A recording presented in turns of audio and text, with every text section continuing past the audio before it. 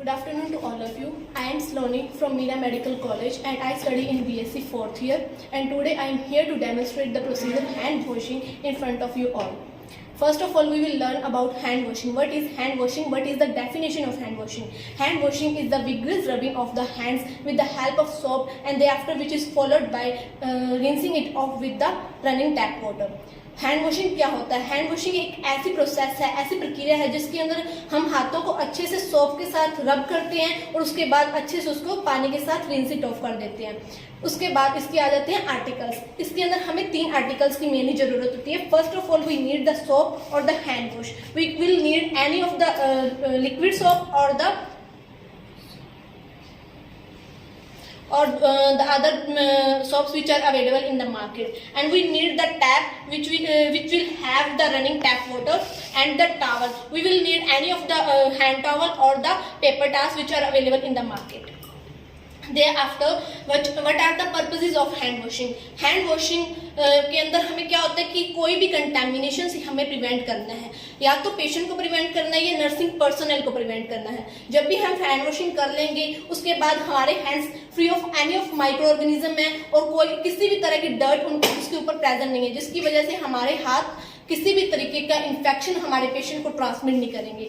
उसके बाद आ जाती है इंडिकेशन. हैंड वॉशिंग हमें किस टाइम पे और कब परफॉर्म करनी होती है. इसके अंदर सबसे पहले आता है बिफोर टचिंग द पेशेंट, यानी पेशेंट को कभी भी टच करने से पहले या उसके कॉन्टैक्ट में जाने से पहले, क्योंकि during our shift we are handling many things, we are having in contact with many of the person, many of the equipment, so there are many chances that our hands are very much infected. सो हमें पहले patient के contact में जाने से पहले हमें हमारे हैंड वॉश करने चाहिए. उसके बाद आ जाता है कि पेशेंट के कांटेक्ट में आ जाने के बाद भी हमें हैंड वॉश करने हैं, क्योंकि पेशेंट इन्फेक्टेड है, उसके ओपन वुंड्स हो सकते हैं, उसकी बहुत सारी सिक्रीशंस हो सकती हैं जो कि हमें इन्फेक्ट कर सकती हैं, हमारे नर्सिंग पर्सनल को इन्फेक्ट कर सकती हैं. तो उसके कांटेक्ट में जाने के बाद भी हमें हैंड वॉश करनी है. उसके बाद आ जाता है कोई भी हमें ऑर्गेनिक मटेरियल जो भी हमने टच किया है उसके बाद हमने हैंड वॉशिंग करनी है. कोई भी इन्वेजिव प्रोसीजर जैसे कि इंजेक्ट करना है हमने किसी पेशेंट को, कैन्युलेशन करनी है, कैथेटराइजेशन करनी है, उससे पहले एज वेल एज उसके बाद में हमें हैंड वॉशिंग करनी होती है.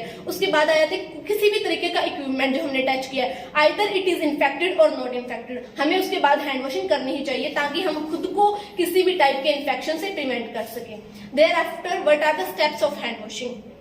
हैंड वॉशिंग शुरू करने से पहले WHO ने हमें हैंड वॉशिंग के 7 स्टेप्स दिए हैं, लेकिन वो हैंड वॉशिंग शुरू करने से पहले हमें हमारे हैंड्स को इंस्पेक्ट करना होता है कि कहीं हमारे हैंड्स पे कोई कट्स, कोई ओपन वुंड्स तो नहीं है, क्योंकि हमें पता है कि ओपन वुंड्स और कट्स सबसे ज्यादा इन्फेक्शन कॉज करने के लिए रिले करता है. माइक्रो ऑर्गेनिज्म सबसे ज्यादा अपने हैंड्स के जो नेल्स, फिंगर नेल्स के नीचे एज वेल एज जो अपने कट्स और वुंड्स हैं उनके ऊपर रिले करता है. तो हमें सबसे पहले इंस्पेक्ट करना है कि कोई कट है, कोई वुंड है. अगर है तो फिर उसके बाद हमें उसको अच्छे तरीके से बैंडेज से कवर कर देना है. Thereafter we have to see we are wearing any type of jewellery, for example watches, rings, कोई बैंगल्स पहन रखी हैं, तो हमें सबसे पहले उसको रिमूव कर देना है, ताकि हमें पता है कि ये सारी चीजें बहुत सारा इन्फेक्शन अपने साथ लेके आती है. हम बाहर से पहन के आए हैं तो बहुत सारा इस पे माइक्रो ऑर्गेनिज्म है जो हम पेशेंट को ट्रांसफर कर सकते हैं. इसलिए सबसे पहले ये वाले अपने को जो भी ऑर्नामेंट्स हमने वियर कर रखे हैं उसको हमने रिमूव कर देना है. उसके बाद आ जाता है कि सबसे जो हमें टैप वाटर है हमने चेक करना है कि वो वार्म है या नहीं है. सबसे पहले चेक कर लिया, उसके बाद हमें थोड़ा सा जो सिंक है उससे हमने थोड़ी दूरी बना के रखनी है ताकि कोई भी वाटर जो ड्रॉपलेट्स है हमारे पे स्प्लैश आउट ना हो.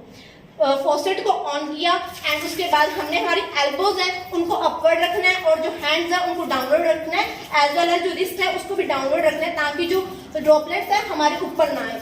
अपने हैंड्स को अच्छे तरीके से हमने वेट आउट कर लेना है. उसके बाद हमने अच्छे से सोप लेना है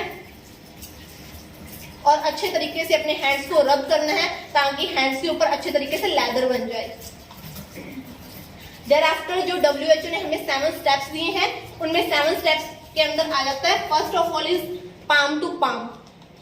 पाम टू पाम स्टेप हमें 15 सेकंड के लिए करना होता है. इसके अंदर राइट हैंड और लेफ्ट हैंड जो पाम है अच्छे से एक दूसरे के साथ रब करनी होती है. Thereafter the second step is to put the dorsum the palm over the to put the right hand's palm over the left hand's dorsum and rub it for 5 times. We have to do the same over the opposite hand. Then the third step. The third step is palm to palm with finger interlaced. इससे क्या होएगा कि जो हमारे finger के अंदर वाली side जो भी माइक्रोब्स है, जो भी डर्ट है, वो क्लीन हो जाएगी.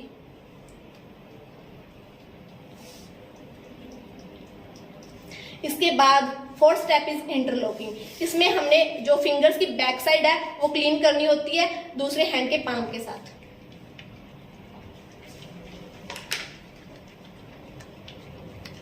The fifth step is to clean our thumb. इसके अंदर हमें हमारे थंब को रोटेशनल मैनर के अंदर दूसरे हैंड के पाम के साथ क्लीन करना होता है. We have to do the same on the other hand.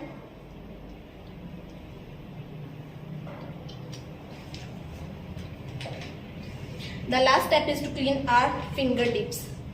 इसमें हमें जो राइट हैंड के फिंगर टिप्स है वो लेफ्ट हैंड के पाम के साथ क्लीन करने हैं इन रोटेशनल मैनर, और जो लेफ्ट हैंड के फिंगर टिप्स है उसको राइट हैंड के पाम के साथ क्लीन करना है.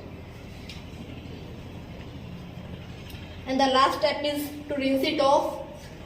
डोरी मेंटेन रखनी है और डाउनवर्ड करके अच्छे से क्लीन कर लेना है.